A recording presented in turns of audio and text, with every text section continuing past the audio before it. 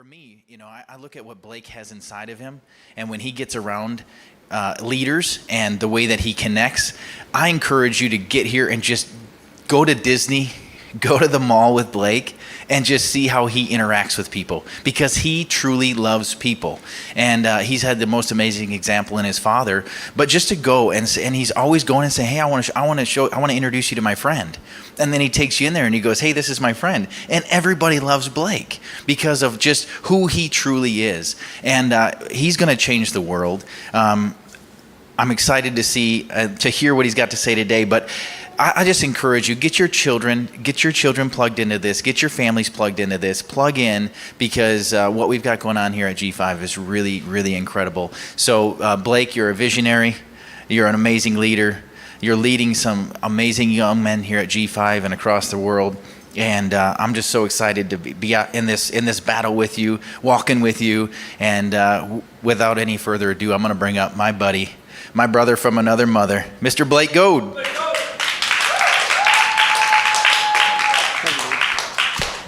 Thank you. Can we give a round of applause to Josh, everybody? I'm going to put this here. How are y'all doing today? I'm excited to be at G5 Leadership again. It feels like it's been forever, but it's only been a month. Isn't it crazy? It's amazing how time flies, but it feels so slow at the same time, isn't it? Are y'all excited for today? Y'all ready for today? I'm not going to be too long today, but I'm excited what I get to share with y'all today. I really am. I feel like God put this on my heart to share, and I'm really excited. So are you cool if we just jump right in today? So today, I want to talk about 3 healthy habits to have in your life. 3 healthy habits to have in your life. And these are so simple, but they're so huge at the same time. And how many of you know sometimes most the simple things in life are some of the biggest things in life? You know what I'm talking about? And I'm really excited because these are things that over the years I've worked on. I've had to work on myself. I mean, it's amazing when you, like Josh was saying, is that having a mentor like my father in my life to help me walk through these habits. And how many of you know it's hard to break a habit, but it's also hard to create a new habit? And there's a new stat out that it says it can take 18 to 250 days to create a new habit. 18 days to 250 days to create a new habit. And they say it also takes that long, or maybe even longer, to break a habit. And I love the story that my dad tells about how when he was in Russia and he was talking to one of the teachers in the Russian school system. And the teacher was saying, my dad was asking, do you teach free enterprise here? What is it? What do you teach them here? And he goes, Tim, we try to. But the problem is we have teachers teaching new truths with old hearts. And how many of you know if your heart doesn't change, the truths you teach, you won't believe in teaching them. And you can't get them across correctly. Do you know what I'm talking about? So I'm excited. Are you cool? We're going to jump right in today. So the point number 1, it is so simple, but I love it. Habit number 1 is to ask questions. Ask questions. And you're thinking, Blake, that's so obvious. Everybody asks questions. But here's one of the greatest things that I've learned, and my dad has taught me this over the years, is some of the greatest leaders in the world ask the most questions. Ask the most questions. And here's what I want to encourage you. You can say, Blake, I ask a ton of questions, but here's my question to you. Are they the right questions? Are they the right questions? Because how many of you know there's wrong questions and there's right questions? And I love when I was little, my dad and my mom and dad joke about it now, but when I was little, I was David's age over here. David, how old are you now? You're 7? Okay, when I was David's age, I would ask so many questions that it would drive my mom crazy. I would ask so many questions. Like an insane amount of questions. And finally, one day, my mom went to my dad and said, honey, what do I do? Blake will not stop asking questions. And he goes, honey, you don't understand. Blake is going to be a leader, and leaders ask questions. As much as it is annoying that he keeps asking questions, my dad was like, I'm just thankful he's asking questions because it's a habit that he's starting now. And how many of you know the earlier you start a habit, a good habit, a healthy habit, it's easier to keep long term, right? Oh, yeah. Asking questions. Asking questions. I love this. And how many of you know that closed-minded leaders will sometimes close other leaders' minds? Closed-minded leaders will close other leaders' minds. And I love that, sometimes smart men lack wisdom. And how many of you know there's a difference between being smart and having wisdom? Is that true? Can I get an amen on that one? Is that true? How many of you know that? How many of you?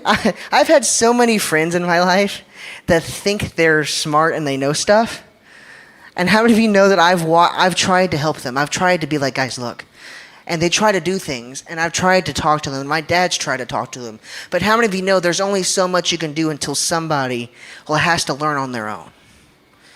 And that's one of the big things is I want to encourage you all to get a mentor in your life that will coach you through things, that can walk beside you. And here's one of the biggest things I want to encourage you. And that's the things here at G5 we do, is we don't tell people what to do. How many of you know there's a difference between telling people what to do and showing people what to do? Telling and showing are two very. Used to love that quote my mom and dad tell me. They still tell it to this day. And knowing and doing are two different things. You can tell them all you want, and eventually, my dad said this earlier, is you can guide your kids in the way you think they need to go, but eventually they're going to have to go through the hard times on their own to figure out where they're going, right? And it's so massive. And I'm seriously, I'm going fast today. This is going to be fun. I'm so hyped for today. This is awesome. So point number 2 is listen, read, and watch. Listen, read, and watch. And you're saying, Blake, what? That's a habit? Yes, it's a habit. And because here's the habit I'm trying to instill in people is learning. Listen, read, and watch. How many of you know what you listen to, what you read, and what you watch determines what your mind thinks, right? How many of you know you can go watch an action movie and they're cussing and they're shooting people and all this stuff, and when you walk out, you find yourself thinking like that movie you just watched. Am I right? Or how many of you know you listen to the wrong kind of music? You start feeling what you listen to. You start feeling what you read. You start feeling what people tell you. And here's what I want to encourage you all. I'm not saying there's nothing wrong with watching a good action movie. I love action movies. Give me a good James Bond movie or Star Wars. Give me a good action movie and I'm all in. Let's do this. But how many of you know when you go watch those movies or you listen to that music or you read those books that are probably the best thing to be doing, how many of you know it's important to go in with a preset, a notion going, hey, look, I know I probably shouldn't be hearing this, but it's fun, right? How many know having fun and letting it impact you are two different things? Two different things. I remember when I was little, I used to watch so many Western movies, John Wayne movies. A lot of you don't even know who that is. And one day we were at a friend's house and I was playing pool. And so growing up, and to this day, I don't cuss. I don't like to cuss. I don't believe in cussing. I don't do any of it. But how many of you know in those Western movies, they cuss? I love John Wayne, but he would let a word slip every once in a while. But when I was playing pool with a buddy of mine one night, I let a word slip out that I don't say. And I didn't think about it until afterwards. I was like, oh, shoot, I just said that. But how many of you know, me watching those movies, I let it affect my vocabulary, what I was listening to, the friends I was around. How many of you know I'm so grateful my dad taught me this? The 5 closest people you hang around will determine who you become and where you are in life. What you listen to. I remember when I was little, my dad used to listen, and he still does to this day. No matter where we go, he has an audio playing. He's got a book in his bag he's reading. He's got a video that he's watching on a pastor or a speaker or something. He's always learning. And I want to encourage you all, one of the healthy habits I want you all to get in your life is to never stop being willing to learn. And that's one of the things that breaks my heart when I see people that think they know everything. They've stopped their willingness to learn. Willingness to learn. And one of the biggest things I want to encourage you all in is to find something that you're willing to die for and live for it. Find something you're willing to die for and go to battle for it and live for it. And it was so crazy. It's how many know nowadays, we have all this, pop culture, and we got, everybody. How many of you, I'm a huge sneakerhead. I love shoes. I love collectible things. I get into all that stuff. And I was listening to a pastor friend of ours preach one day, and he said, just because we're connected to pop culture doesn't mean that we have to let it affect us. So The things you guys do, the things that we all do, the people we're hanging around, the people we talk to, the things we listen to, you can listen to it, but how many of you know there's a difference between listening to it and letting it affect you?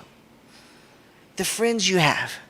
A buddy of mine and I were at a driving range. I love golf. We were playing golf, and I was at a driving range the day, and we started talking to the guy next to us. And let's just say he didn't know Jesus. His mouth was a little dirty, let's just say that. And he was letting him fly. But how many of you know I could have judged him immediately and said, I don't want to talk to you because I don't like the way you're talking. So here's what I decided to do. Me and my buddy, I'm not going to say his name, but me and my buddy decided, you know what? Let's invite him to church. Let's invite him to church. So we invited him to church. And I pray to God he shows up tonight. But here's what I know, is if there's people that you know that need good influences, I still don't believe in what they're doing, but I know that I need to get them around the people that can change their walk and to change their path they're going down. Is that clear? Okay, cool. And number 3, I believe this is probably one of the biggest ones, is association. And I've been talking about association this whole time, pretty much. But how many of you know the association you have is so critical? So critical. I remember when I was little, and there would be people I wanted to hang with, and my parents would go, hey, bud, I'm not going to let you hang with those people. And how many of you know when you have friends you want to hang with, and when you're at a young age, sometimes you can't see what your parents see? You understand what I'm saying? Like sometimes your parents, not sometimes, I know for a fact at all times, your parents see things that you don't see. But I was so grateful now, looking back, that my parents didn't allow me to hang with people that I thought I should have been hanging with. Because here's what I know.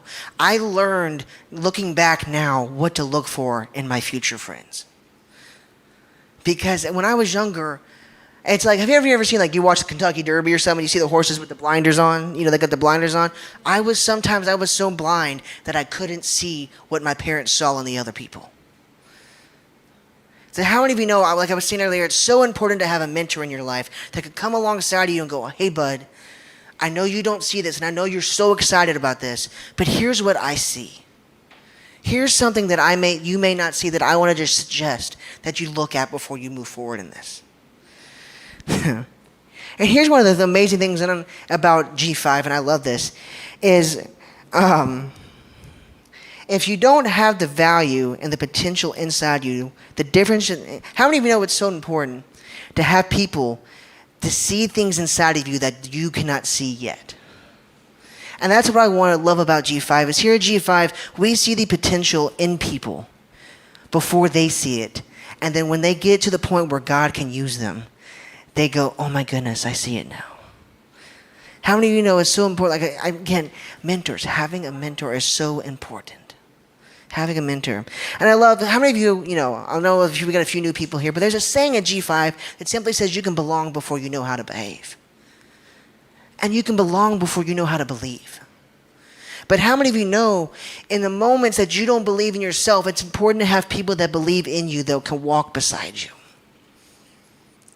So important to have people that can stand with you when you're going through the struggles and you're going through the trials. And I love what Mother Teresa said. And she simply said that everybody comes into your life as a blessing and everybody comes into your life as a lesson. And how many of you know that whenever I go through a situation, I always want to see, okay, what can I take away from the lesson? What's the lesson and what's the blessing? But here's what I've learned. I've also looked for a lesson in the blessing and the blessing in the lesson. And you're saying, wow, that's a unique way to look at it.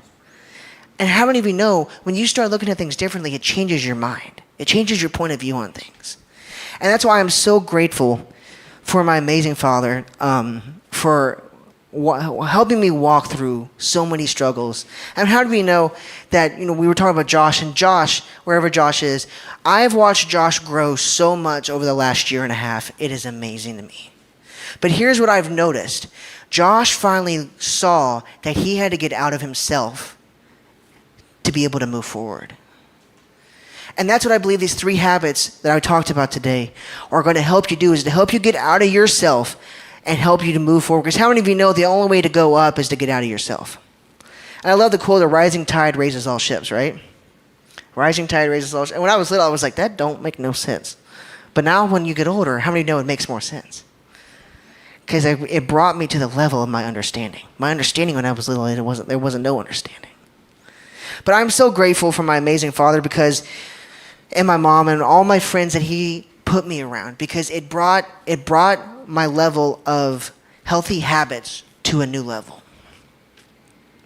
And I'm so excited you get to hear from him today. Like, I'm so, like, you have no idea. Genuinely, like, you're like, oh, he's just saying that because he's just trying to make us feel good. No, I'm genuinely fired up. I'm genuinely fired up because I cannot wait to see you all go to the level of your potential. I cannot wait to see the questions you ask. I cannot wait to see the things you guys are listening and watching and reading. I can't wait to see the association you guys have. Because how many of you know when you get to those three things, and how many know, here, I want you to understand that I'm still not perfect at it. I struggle with that every single day. Every day I struggle with it. And I'm so grateful that my parents, every once in a while, will just come along with me and go, hey, bud, how you doing? What you listening to? What you reading? What you watching? What's the friends saying to you? And here's what I love. Here's what I love about my parents is they already know. But having me know there's an importance of asking. Because then you get the chance. Because how many of you how many know when you talk about stuff, it frees you up? It's true. So I'm going to bring my amazing father up here. Like I said today, I was going quick.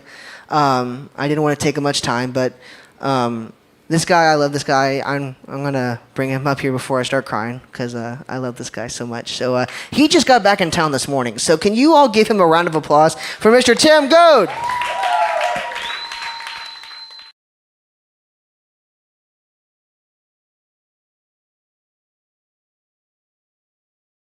I love it. Blake Goad, killing it, man. I love it, I love it, I love it. Mama G's in the house, too. I just want to say hey. So just look back there and say, hey. Hey, she's beautiful. We actually just flew in. I landed at 1:30, I think, and went to the house and changed clothes, and here I am. I'm ready to rock and roll. We were out late last night with a bunch of crazy leaders in San Antonio. I love leaders. And you are a leader whether you feel like it or not. You're a leader. And you know, can I tell you, this little beautiful girl right over here that's here today, look at that smile. You know, do you know that some of the greatest leaders in the world are children? Child shall lead. And they lead because they've been led. They've had a lot poured into them. You can see this little girl and you can see how much your mommy and daddy care about you. Just looking at her. Do you know what I'm talking about? Can you, in your life, know that vision is so important? And I want to talk to you for just a few minutes about the power of vision in your life. Where there is no vision, people make really bad decisions. When there is no vision for your life, when there is no vision for your marriage, when there is no vision for your relationships, when there is no vision for your finances, you will find out that people make very poor decisions and they actually perish. That means they die. It means the life just leaves them. You can tell if somebody has vision when you get around them with you by the way they value you, by the way they listen to you, by the way they implement these 3 habits that my son just talked about. Vision is a picture of what could be.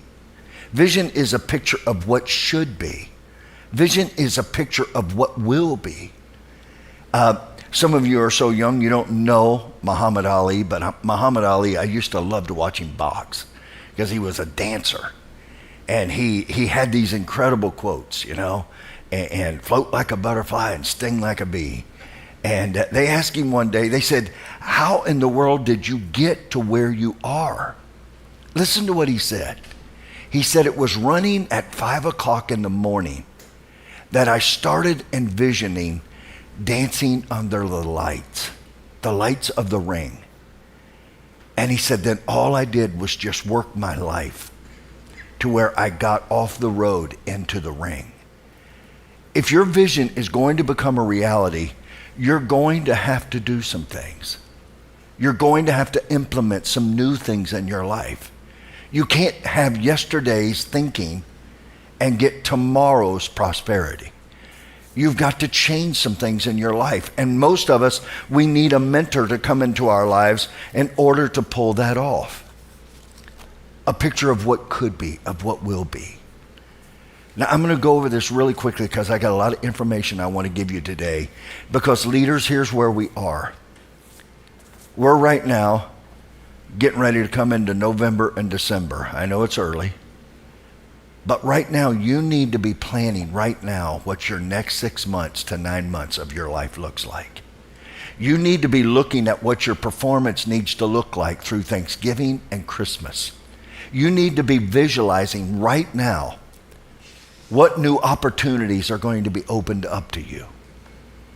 If you begin to see it and believe it, then you will start having a vision. Watch me, stay with me. A vision for you, because you have to change and become before anything outside of you can be different. And let me tell you, because I love you, if things outside of you grow bigger and change faster than you, you'll be left behind. And this is where leaders start making desperate moves. Because all of a sudden, the success of the organization outgrows who they are as a person. I was sitting with a leader this week and I said, I want you to know where you are. Don't think I'm trying to talk down to you. I'm just preparing you because right now your role has to change. Do you know right now how in your life your role needs to change in order to make the vision become a reality? It's critical. Vision will cause you to focus. Do you know more people fail from broken focus than any other thing? If you watch somebody, you can tell how well they're focused. You got to be focused. What is it that you do? What is it that you are? What difference are you going to make? I'm going to talk to you in just a second about how do you shape your vision and how do you communicate that? How do you communicate that to your team? How do you communicate that to your family? I was talking to a man the other day. He said, well, my wife is just never on the same page with me. I said, well, how often do you sit down with her and cast vision? Well, I didn't know I had to do that. Well, yes, you do. You've got to sit down and say, hey, 90 days I want to be here. 120 days I want to be here. 6 months I want to be here. How can you ask anybody to go on a journey with you when you don't tell them where you're headed? And if you don't know where you're going, what you do is you open up a gap that somebody else feels the need to have a vision because you don't have a vision. And vision brings security, but you've got to be focused. If you dabble here and dabble here and dabble here, I beg you, don't be a dabbler. Do you understand, when I talk to you about focus, do you understand the power of your imagination? To do good or to do bad? You can imagine either one of those. You get to choose.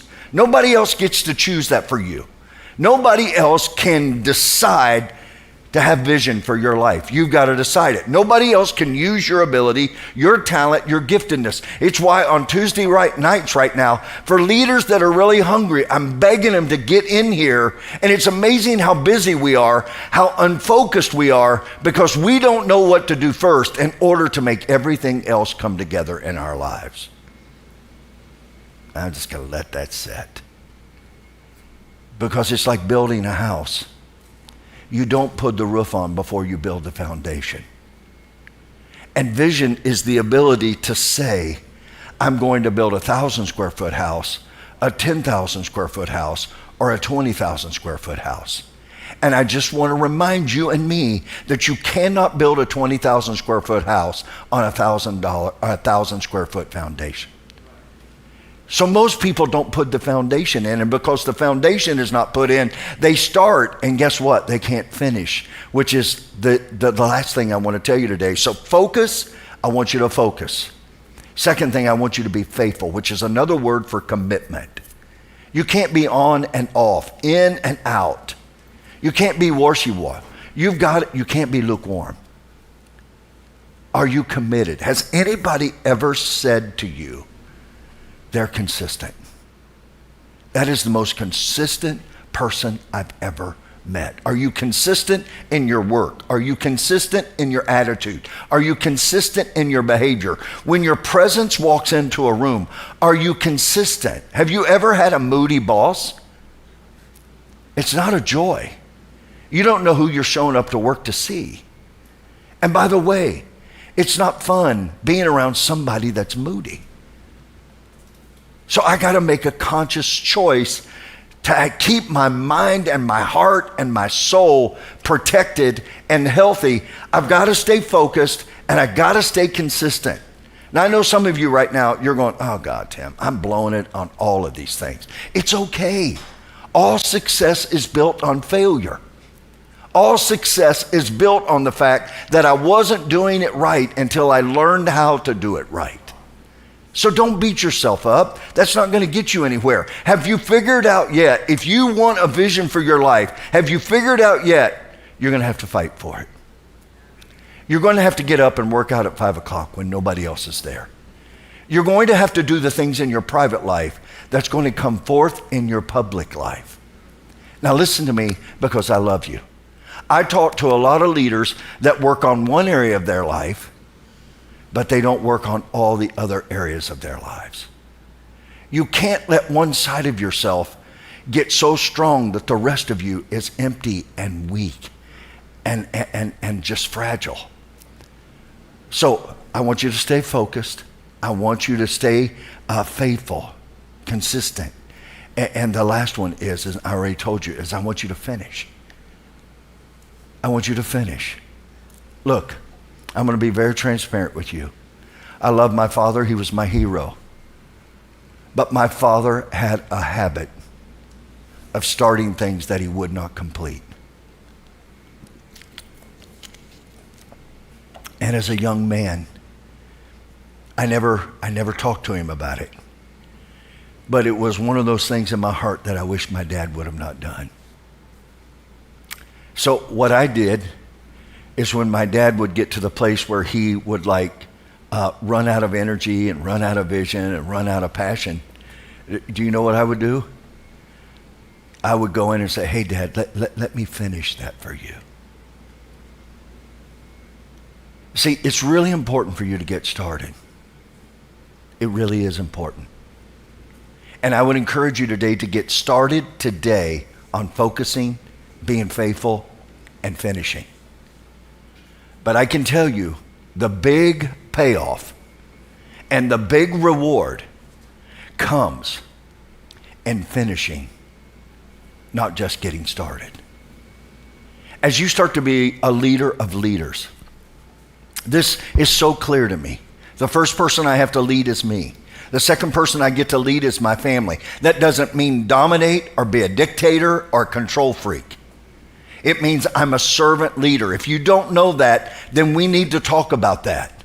If the greatest among us, you want to be great, you want to be bad, you want to be bold, you want to be worthy, then be a servant leader and watch what happens. At the end of the day, I'm always looking, did I outserve my wife? Or did I just expect her to serve me? You see, I know a lot of leaders that everything they create in their life is to prop themselves up to make themselves look better. What we should be doing is having a vision of creating an environment and a culture that absolutely props other people up so they look better. Wow, if I'll help you get what you want, I can have what I want in my life. That's critical. I read a statistic this week that was shocking to me. Here was the statistics. 94% of all people, do you know what they think? They think that culture is important in a company.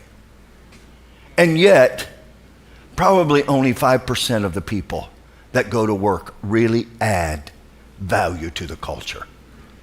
They actually molest the culture. They actually transact the culture. Do you understand that who you and I are is way more important than what we do? Because who I am drives what I do. I know a lot of people that want greatness, but they don't want to take the daily steps that greatness takes. Right now, you probably know at least 10 people. Right now, you ran into them this week. That is, they're not focused. They're not faithful. And they're not finishing. What do I do with that, Tim? Do I try to set up a class and start teaching them? No. Invite them to come be a part of an environment and a community where we understand that a rising tide raises all ships. And watch what happens. It's critical in your life. So, what do I need to do here? There's 8 steps for you developing a vision. Are you ready? I'm going to go fast. You're going to have to write fast. So your vision, it's what could be, it's what should be. It's actually a picture of tomorrow today. And I just want to remind you that what separates you from everybody else in this world is your picture of tomorrow. Your picture of you, your picture of your family, your picture of your finances, your picture of the difference that you're going to make in this world. That's what separates you. And the world right now is struggling to find a vision. So, step 1, are you ready? And I'm going to be spiritual here for a second. I'm going to lay it on you the truth, all right? Number 1, you've got to get God's heart. Why? Because God's heart and thinking is bigger than yours. You keep trying to shrink him to fit into your plans, and he keeps trying to stretch you to get you into his.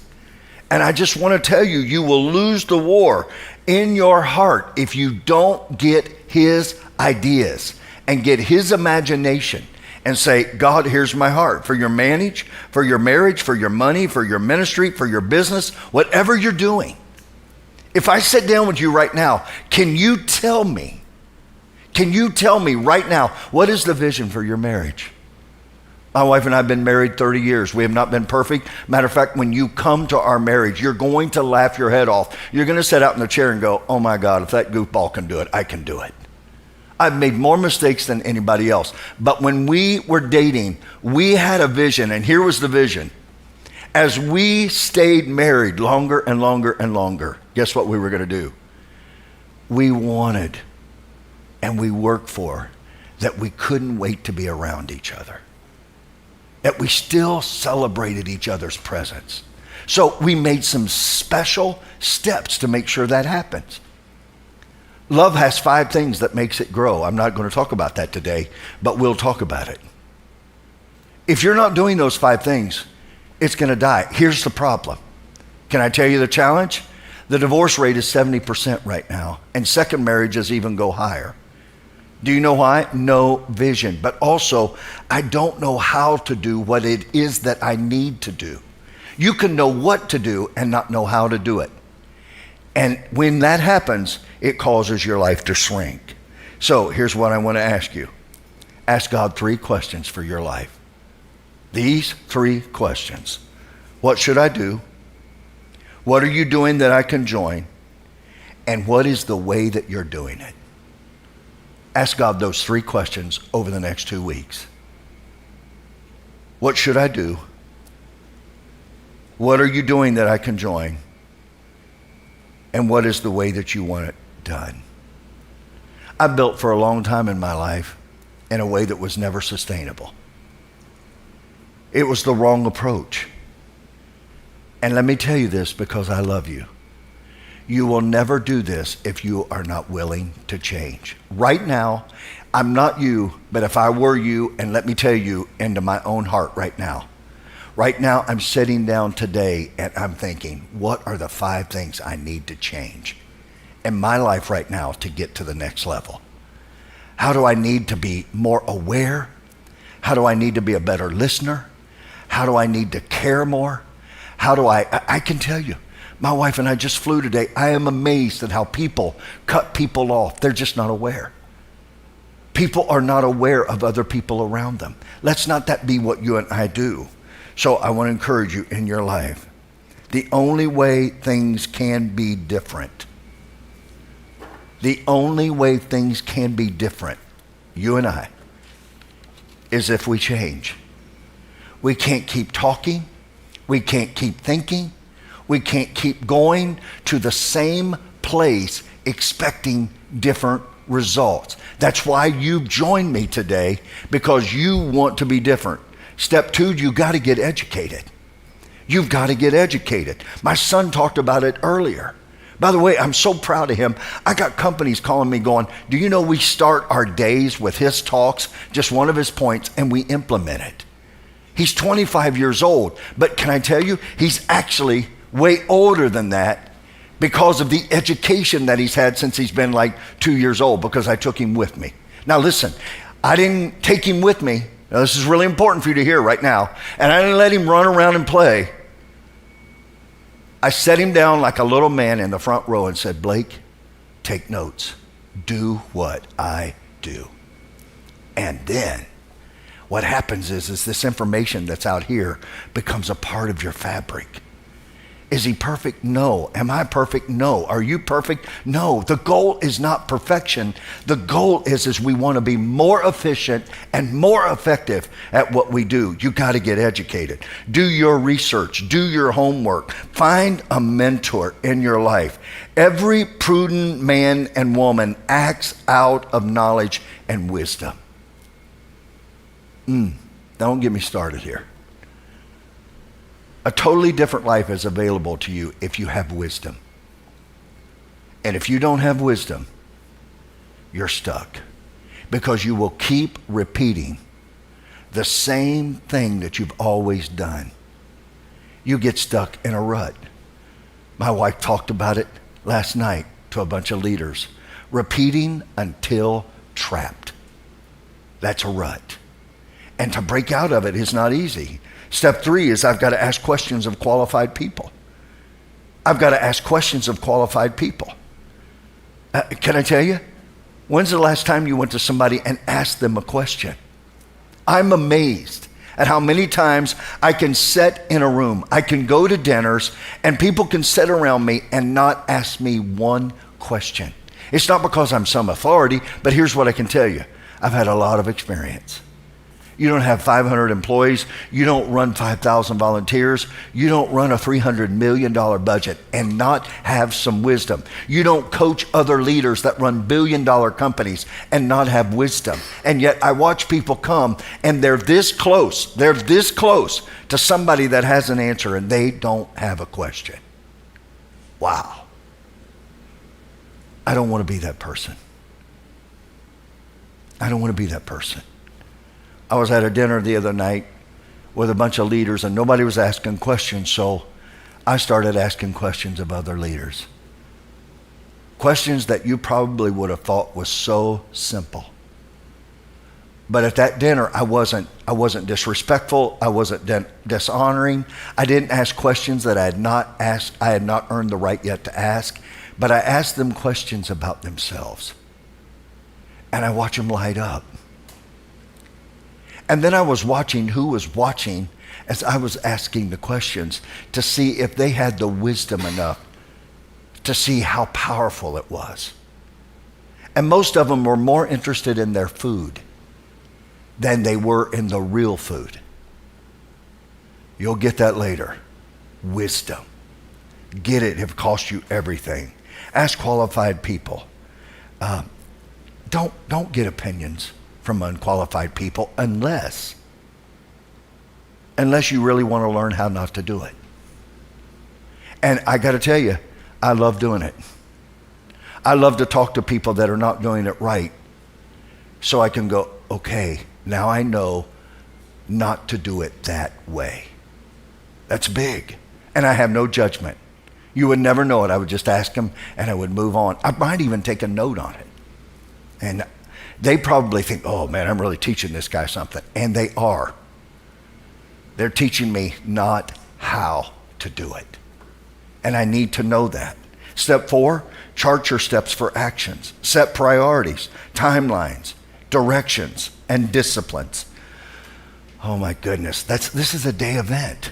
I need to do this. I need to get about 20 or 30 leaders and just bring you in for a day and just pour and pour and pour. Set your priorities, set your timelines, set your directions, and set your disciplines. A wise person aims at one goal. What is the goal? You tell me. You tell me. Step 5, find out the cost. Find out the cost. What's it going to cost you in order to go to the level that you want to go? What is it going to cost you in time? What is it going to cost you in energy? What is it going to cost you in order to get there? I encourage you.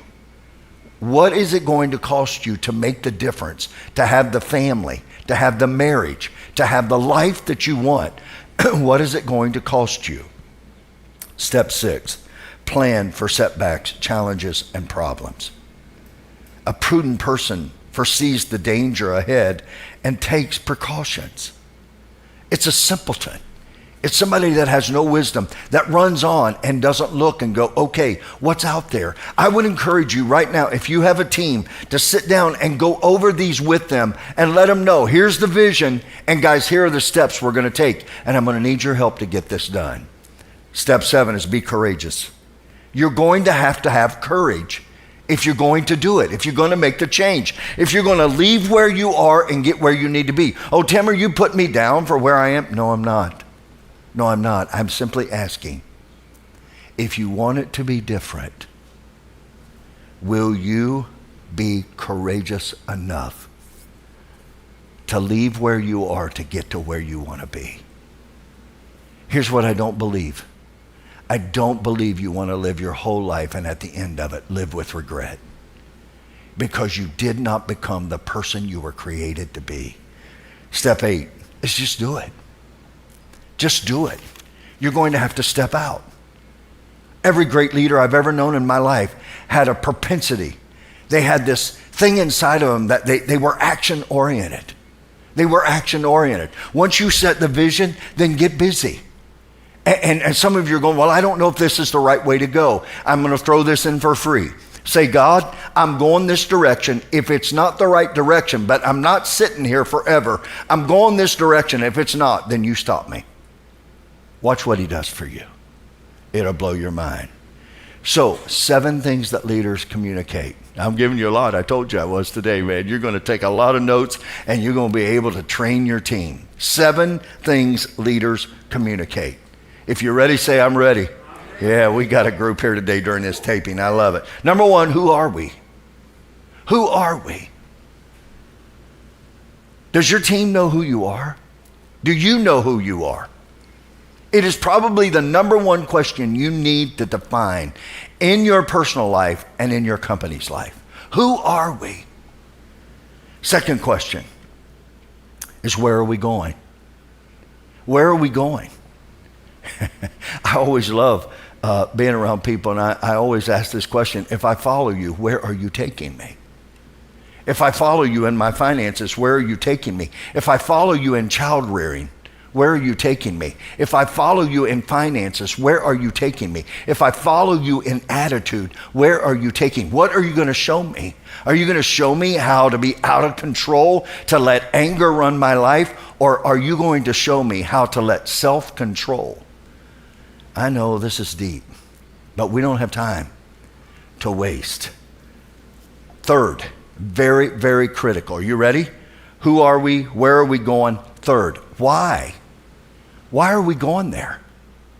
Why are we going there? Why are we doing it that way? Wow, so critical. Do you know why it's so critically important? This is so big. Because until you get your why, you will only operate out of your intellect. And you will never engage your emotion. But when you get to your why, it moves from your head to your heart. And now, you not only have their hands, but now you have their heart. And that's where loyalty and honor and order and respect and high energy and high output and high work ethic come from. It comes out of the why. If you wonder why some days I'm hot and sometimes I'm not, you lost your why. You forgot why you're doing this. You got to continually bring the why up in your heart. And when you do, you're going to live differently, and you've got to share it with other people. and you've got to let them buy in it. Let me tell you a great day in your life. Can I tell you a great day in your life? When as a leader you walk in and you not only hear people say who we are, they're not only saying where are we going, but they're saying this is why we're going that way. Wow. And it's amazing how long you can put somebody in a culture that they don't grow into those steps. Critical. Number 4, what it feels like to be going there. You need to say, this is what it feels like to be going there. When you talk to people, let them know, this is what it feels like. We're exhausted, we're tired, we're fired up, we're discouraged on every hand. But guess what? We keep our eye on the prize because we're going to win this championship. Do you understand that when people walk in, teams walk into the huddle and they walk into, at halftime, the locker room, right there, they remind them, guys, here's what it's going to feel like when you hold the trophy in your hand. Have you forgotten? Have you forgotten what it feels like? If you've forgotten what it feels like, can I tell you, you're not going to want to stand and fight. You want to go home and feel better. And the whole world right now is trying to feel better by doing things that don't cause us to get better. Critical. The 4th thing, I already told you, the 5th thing is what they can do and why they're so important. Now, some of you won't see this, but I started talking about future vision here. And I did it on purpose because in front of the whole room, I asked my buddy Jared for his help. This is where we're going. And I asked for help. Hey, can you help me? Yay, I need help. Do you know how important it is to ask for help? And say, this is what you can do to be a part of it. Have you done that? Are you doing that? Are you doing it on a daily, a weekly, and monthly basis in your life? Are you doing that with your family? If you're gone from them a lot, let them know why you're gone. And every now and then bring them into the environment so they can see that what they're doing, they're a part of it. And then ask for their help and watch what happens. Number 6. Right then, share the plan and the strategy of how we're going to do it. Share the plan and the strategy. This is how we're going to do it.